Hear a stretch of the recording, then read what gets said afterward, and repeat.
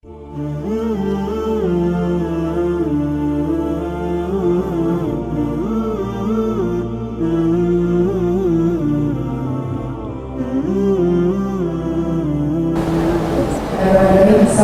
warahmatullahi wabarakatuh.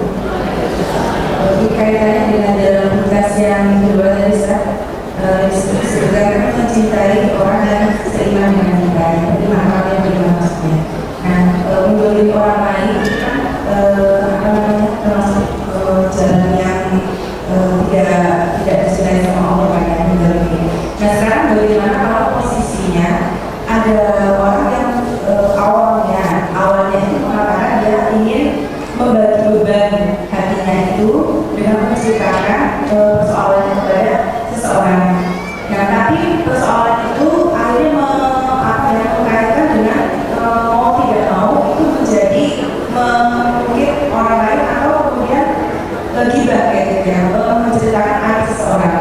Nah, itu gimana cara memanajemen hati yang dicurhati itu supaya dia itu tidak ikut larut malah kemudian terbawa gibahnya, dan kemudian gimana caranya supaya orang yang curhat ke kita itu mendapatkan jalan supaya jangan terlalu gitu. Kadang-kadang kan awalnya juga lama-lama menggebu-gebu gitu loh. Nah, itu gimana supaya kita terhindar dari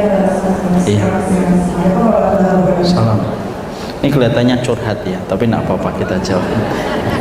Jadi kalau ibu mendapati curhatan dari saudaranya, kemudian saudaranya cerita tentang problematika yang melilit hidupnya sampai melibatkan orang lain, dan kemudian sampai cerita terus, maka kewajiban ibu adalah mengkondisikan dan menetralkan kebencian itu dengan ibu menyebutkan hal-hal yang bisa mengademkan hatinya. Contoh, misalkan dia menyebutkan, datang ke ibu, misalkan kita sebut orang yang dia sebut itu Sri. Sri itu orangnya gini, tahu kamu enggak? Begini sama saya. Ibu kemudian mengatakan, yang saya tahu Sri insya Allah enggak gitu. Mungkin Sri punya kekurangan, tapi kelihatannya apa yang dia lakukan itu enggak sengaja. Mungkin dia salah. Ataupun ibu kemudian mengatakan lebih baik ngomong aja sama Sri supaya Sri tahu kesalahannya. Ibu mengademkan, karena disitulah kita akhirnya tidak mendapatkan dosa ketika kita menikmati curhatan dia tentang Sri, tapi kita justru memberikan islah. Bahkan ibu boleh bohong kalau sifatnya pengen mendamaikan kedua belah pihak. Sri sebenarnya senang sama kamu mbak, cuma orangnya malu mengungkapkan senangnya, contohnya. Padahal Sri nggak suka, enak juga ngeliat orang ini misalnya. Tapi kemudian kita boleh berbohong supaya mengislahkan, supaya hatinya menggebu-gebu itu kemudian pelan-pelan adem dia. Sri itu dulu mbak yang bantu kamu tanpa kamu tahu, dia itu ternyata yang nyarikan kontrakan pertama kali ketika datang ke Cilacap itu dia sebenarnya. Saya itu malah kemudian dapat informasi dari dia. Kalau dia mendengar kata-kata itu, maka dia akan adem hatinya. Bahkan para ulama, Nabi saja mengatakan boleh berbohong kalau sifatnya ingin mendamaikan dua orang yang sedang bersaudara. Ibu lakukan itu, insya Allah ibu tidak mendapatkan dosa dan ibu akan mengademkan hatinya. Jangan malah dipanas-panasin.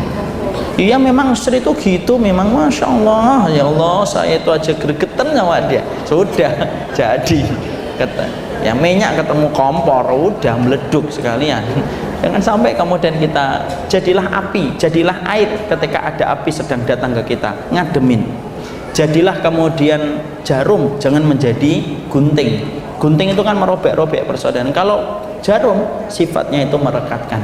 Jadilah air dan jadilah sebagaimana jarum. Jangan menjadi api yang berlagak sebagaimana gunting. Paham ya ibu ya?